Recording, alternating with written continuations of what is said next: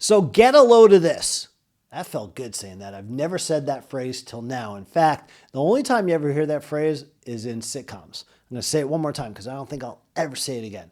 Get a load of this. You've got a presidential nominee on the Democratic side of things in Kamala Harris, who is simply running out the clock on the 2024 election. 31 days ago, Kamala, the installed choice, the selected choice, was officially named the Democratic nominee to run against Donald J. Trump, 45, hopefully 47. And in those 31 days, Kamala has done one interview with the media.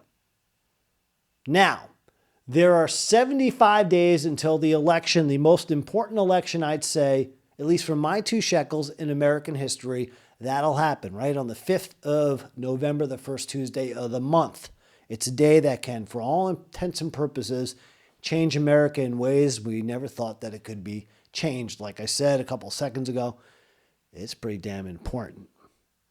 So Kamala running out the clock in a strategy that I've seen invoked mostly in basketball. I'm a hoops junkie. You see this Sacramento King right here just letting the ball roll down the hard court. The prevailing thought, we're up by 16, 2 to go over the Nuggets. Let's run out the clock. Let's get the dub. Let's go party. Worry about the next game tomorrow. Boom. Now, in definition, run out the clock is an idiom. And as an idiot, I just feel really smart using idioms. So run out the clock, to use all the time that is still available. Simple enough that someone like Kamala could even understand. Kindergarten proof, you might say. Anyway, why is Kamala running out the clock? Well, first off, it's not a new strategy. Joe did it 4 years ago. During the COVID madness election of 2020, hid in the basement, there he is, Sleepy Joe. Soon to become after that election, Brandon. Back to Crooked Joe or Sleepy Joe, and now it's just the guy who's running the country still, right? Isn't that crazy? That's a podcast for another day. Hard to believe. I keep asking myself, who the hell's running America for almost 4 years now? Anyway, not to divert, even though I am. But they used this tactic with Joe because he was demented. You know the whole deal by now. And Joe's policies were so radical at that time that they wanted to hide the policies, hide Joe, because if Joe went off the cuff, got extemporaneous, he went completely off the rails, and you had a guy, a demented one, speaking craziness, and you had the American public, all 300 million of us, now 315 million, thereabouts, with the 15 million unvetted illegal aliens. I'll talk about that in a moment, that Joe and Kamala have led into the country. Thanks, guys. Anyway, you had Joe with these policies, with this problem of being demented and just kind of going off the rails, and the American public thinking to himself when he spoke, what the hell is he speaking about? Is this really who they're marching out as president? So they hit him. Now you have Kamala. She's not demented. She's just dumb. Let's face it. Right? So that's part of it. And again, you have the policy. You think Joe was radical.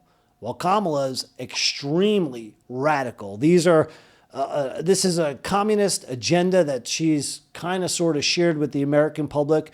This is stuff that we've never seen before. Or at least I read about in history books that took place in banana republics, right? Venezuela, countries like that. This stuff does not belong in America. And I'm holding back on using the expletives. I don't want the soap in the mouth. So I'm being a gentleman, trying to keep it PG or G-rated, thereabouts. But I'm giving you my thoughts. That's what America's all about. Freedom of speech. Blankety, blankety, blank. Almost off the rails right there. Huh. Anyway, you've got a presidential nominee again that is not able to speak. And I'm going to show you some examples right here in a moment.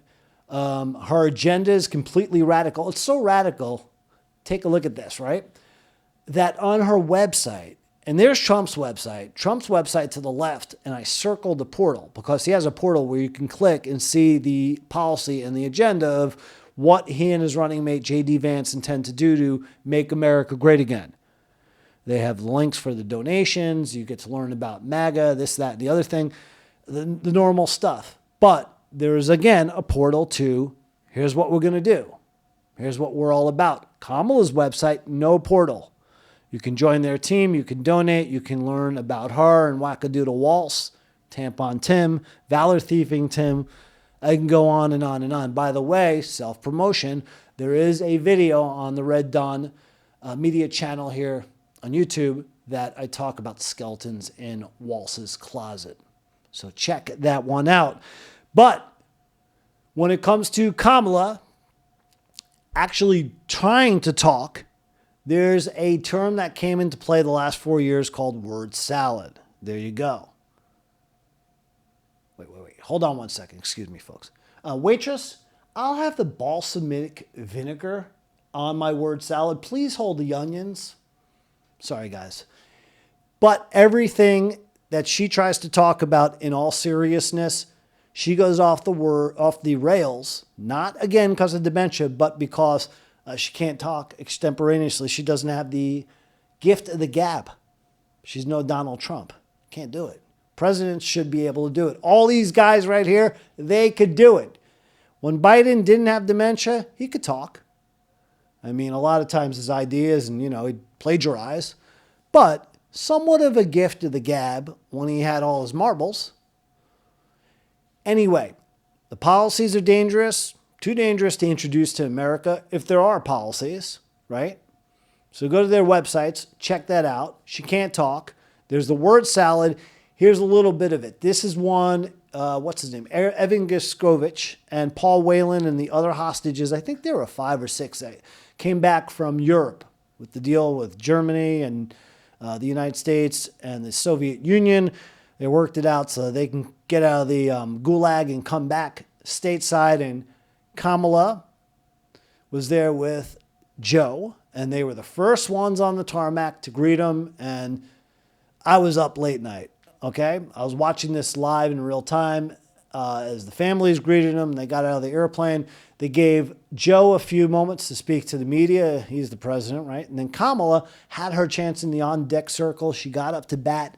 And this was her time to show the world in the United States that I belong. I can speak like a president. I got this, right? And here's what happened. Madam Vice President, how do you feel? This is an extraordinary day, and I'm very thankful for our president and what he has done over his entire career, but in particular as it relates to these families and these individuals, what he has been able to do to bring the allies together on many issues, but in particular this one. This is just an extraordinary testament to the importance of having a president who understands the power of diplomacy and understands the strength that rests in understanding the significance of diplomacy and strengthening alliances. It's an incredible day. You can see it in the families, in their eyes, and in their cries. There you have it. That's what happens when you let her talk and you let her have the moment. Diplomacy, blah, blah, blah, word salad. You get so caught up in thinking, what the hell is she talking about, that you're not paying attention to what she's talking about because it's gibberish. It doesn't make sense. A stunad, as the paisans would call her. Unbelievable. This is what you've got running as a nominee. So this is part of the reason that they are running the clock. She can't talk. The policies are dangerous. The policies aren't listed. Does she have a leg to stand on? Another reason. Absolutely not. Let's talk about that. She's completely destroyed America. Look at the list of what is really lowlights. Okay, it's being sarcastic. Biden-Harris accomplishments, there are none. They are responsible. A few things I'll point out for creating the war between Ukraine and Russia, between Hamas and Israel. That would have never happened before under Trump or a real president. Ever. Look at the economy, the gas prices, the price of groceries. They destroyed our energy, our resources, our education, and the list goes on and on and on. They have basically, for all intents and purposes, flushed America right down the toilet. The great pitcher, Dizzy Dean, he used to say, it ain't bragging if you can do it. She hasn't done anything. There's nothing to brag on. So there's part of the reason right there. The other reason, the mainstream media lets them do it. They let them get away with moida, you might say. Right? Look at these statistics right here. Just this little graphic. It kind of shows, that tells the story. I mean, not exactly to my point, but you get it. The mainstream media, right? When it comes to Trump and coverage, as you can see, the positive coverage for Kamala in the bottom right is 84% on the nightly news. For Trump, it's 89%. 70% of the negative stories, top corner of that graphic, are omitted about Kamala by the mainstream media. And there's a good quote right there. Kamala Harris wants the media to help her run out the clock. So she's got the media in her back pocket and the other reasons I explained, and they simply believe that they can run out the clock, keep things close. I believe they think they can keep things close for a couple reasons. Because when you get to the finish line, if it's close enough, and it's in a photo finish, right? Or a half horse, that's a hard one to say 10 times, a half horse lengths behind, then you've got your chance to rig it right there. Like Trump says, got to win too big to rig. And I believe that. We can go into 2020, podcast another one for another time. But they've got to make it too big to rig, because they believe if they can keep it close enough, they can rig it. And they believe that Americans are dumb enough that, to use the phrase again, that I use over and over, the Sarah Palin phrase, right? Apropos this time of year, if you can put lipstick on the pig, if you can brainwash enough Americans, and enough of those 15 million illegal aliens who are in the country in states that do let them vote, I don't have those statistics. There we go. Another podcast. I got 3 of them. That's a hat trick for another day. I've got a lot of work to do here on the Red Dawn Media channel. But if you're able to keep it close, you can rig it. And if you're able to brainwash enough dummies that you can keep it close, anything can happen with the Dems. So, at the end of the day, will running the clock win for Kamala and Tim? I don't think so, because the honeymoon's going to be over. The DNC convention, that's over. All the good vibes, as they're saying, right? It's all BS. Right now, Americans are hurting. Policy is going to start mattering. I don't care mainstream media, if they got him in the pocket or not. Eventually, she's going to have to do a sit down with a real interviewer and answer questions and explain what her policies are. Because this BS of vibes, it doesn't put money into people's accounts. So at the end of the day, we'll see if running out the clock will help cackling Kamala to the finish line.